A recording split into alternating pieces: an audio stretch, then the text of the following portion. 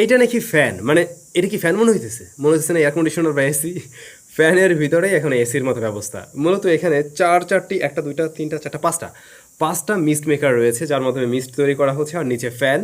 তো এই ফ্যানের বাতাস প্লাস এই মিস্ট সব কিছু মিলে একটা ঠান্ডা বাতাস আপনাকে দিতে পারবে। আমরা একটু পরীক্ষা করে দেখছিলাম আসলে ঠান্ডা হয় কিনা। তবে ভাই এটা এমন একটা ফ্যান, শুধুমাত্র যে গরমে আপনার এসির মতো বাতাস দেবে, এসির মতো সিস্টেম আছে এরকম না, এটা কিন্তু শীতের সিজনেও কাজে লাগবে। তো অনেকেই আমাকে রিকোয়েস্ট করছিলেন, স্যাম ভাই যে পরিমাণে গরম পড়ছে, তো এই সময় স্পেশাল কোনো কিছু একটা ভিডিও দেওয়া যায় কিনা মিনি ফ্যানের।